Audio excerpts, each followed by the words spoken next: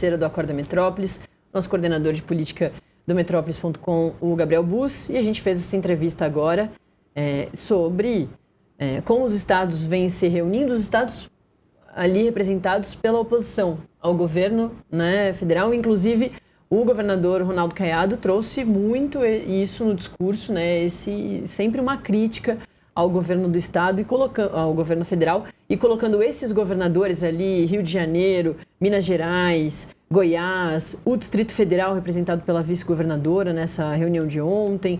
A gente teve também Mato Grosso do Sul, e os meninos Tarcísio depois... também, Tarcísio, né? por vídeo, governador do estado de São Paulo.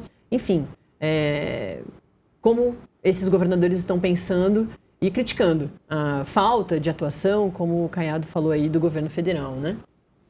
Pois é, Natália, me chamou a atenção, porque o governador, que sempre foi crítico à PEC da segurança, agora está dizendo que não é bem assim. Você que está colocando, você, Gabriel, está colocando que eu sou contra a PEC da segurança pública. Mas não foi o Gabriel aqui que colocou, foi o governador Ronaldo Caiado que, em sucessivas vezes, fez a crítica à PEC da segurança pública, inclusive durante a entrevista, dizendo que, olha, não é um problema constitucional, fazer uma mudança constitucional não vai resolver o problema da segurança. E me chama a atenção também que, embora esse consórcio seja anunciado, e é muito importante que tenham iniciativas mesmo dos governadores, é muito importante que os governadores façam planos de segurança pública. Parte desse apoio a essa operação que a gente viu nas redes sociais, a sociedade muito dividida em relação à operação, 50% apoiando, 49% contrários, ali por levantamentos de institutos de pesquisa que fazem monitoramento de redes sociais, é porque a sociedade está cansada. É um sentimento legítimo, o cansaço da sociedade, de sair na rua, perder um celular, de ser assaltado, de ver assassinatos ocorrendo com muita frequência, enfim. A sensação de insegurança aumentou no Brasil. Agora, o que não dá para a gente aceitar é os governadores e o governo federal não chegarem a um consenso e ficarem nesse debate infinito, nessa discussão infinita sobre segurança pública e não chegarem a lugar nenhum. Porque os governadores culpam o governo federal. O governo federal diz que está engessado, porque de fato, como prevê a Constituição, o próprio governador Caiado disse aqui, os governadores são responsáveis pelas forças de segurança nos estados, portanto, pelas operações que realizam e pelo combate ao crime. E aí, nessa discussão, fica um flanco, porque o que tem hoje é a proposta do governo federal, a PEC da segurança pública. Eu tentei perguntar 2 vezes ao governador sobre qual, então, é a proposta dele, e a gente não teve uma resposta. E não tem uma resposta desses governadores, porque a gente tenta questioná-los e eles só fazem a crítica ao governo federal e à PEC da segurança pública. E aqui eu não estou querendo fazer uma defesa da PEC da segurança pública.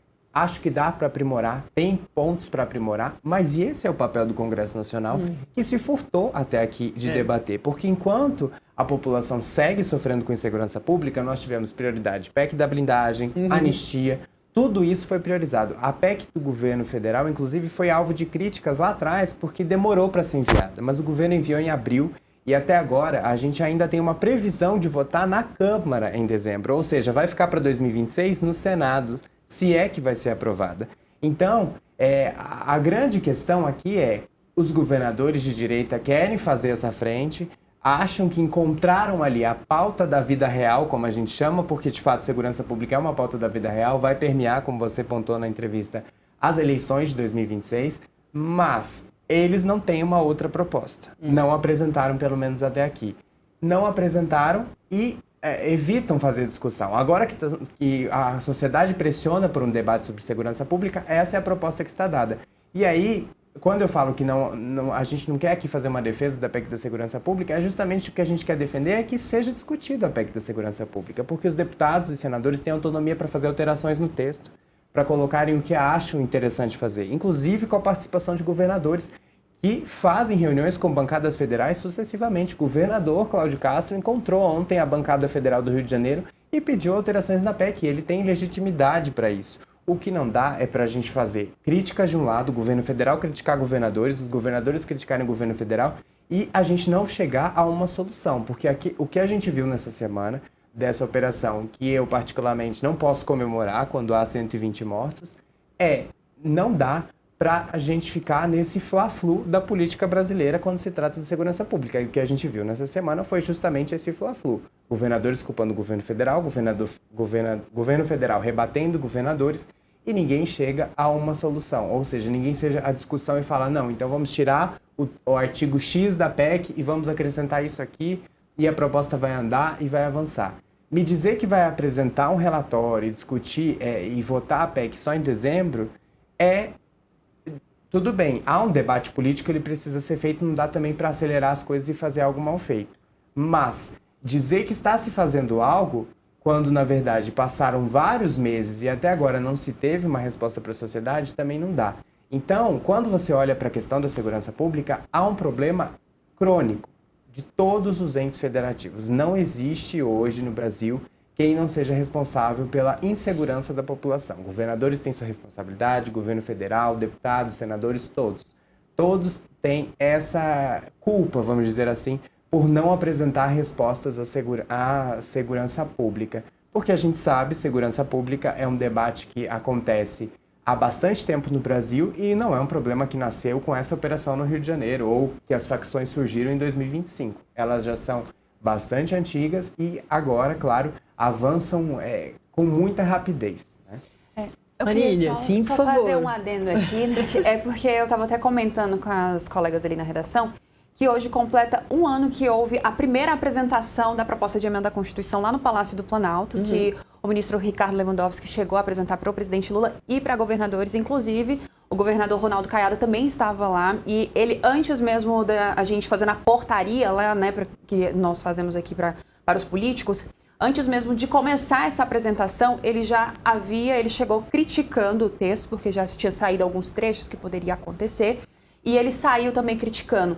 O governo também fez outras reuniões, o ministro da Justiça, Ricardo Lewandowski, se reuniu com governadores para poder ouvi-los, ouvir as demandas para que pudesse colocar dentro também desse texto antes dele ser encaminhado lá para o Congresso Nacional. Mas o que a gente consegue observar hoje, Nath e Gabriel, não sei se vocês vão concordar, mas é que a gente vê as matérias avançando quando algo acontece. Foi o caso do metanol, um texto estava lá desde 2007, o texto começou a caminhar depois dos casos de intoxicação. A gente também tem um veto presidencial relacionado aí a bagagens lá dentro do Congresso Nacional, o veto desde 2022, na época do ex-presidente Jair Bolsonaro. A adutização. Temos a adutização. Então, são diversos temas que a gente vê parlamentares ali, representantes ali mesmo de governo se manifestando somente quando acontece isso. Então, é importante também que fique esse alerta para a população, né? A gente vai chegar em um ano eleitoral. A gente quer, né, como população, parlamentares que se movimentem apenas quando acontece algo de pior. Do metanol, a gente teve 10 mortes até o momento. Lá na mega operação, tivemos mais de 100 pessoas que foram mortas, entre elas policiais. Então, quando que o problema será resolvido, né? Como é que eles vão agir daqui para frente? A gente cobra isso dos parlamentares, a gente cobra isso de governadores, e a gente não tem resposta. A gente questionou também o governador sobre como é que vai funcionar esse consórcio da paz, porque eles anunciaram que vai ter esse consórcio da paz, porém eles não falaram quais serão as medidas que esse consórcio da paz vai adotar lá no Rio de Janeiro. Então, fica muito aberto, né, Nath, todo esse debate. Total. A gente falou bastante agora, então, dos poderes executivos, né, porque não tem só o governo federal, os governos estaduais, também do Poder Legislativo em relação a essa questão. E acho que um último ponto para a gente falar, de repente, desse resumão da semana sobre a Operação Contenção é do Supremo Tribunal Federal,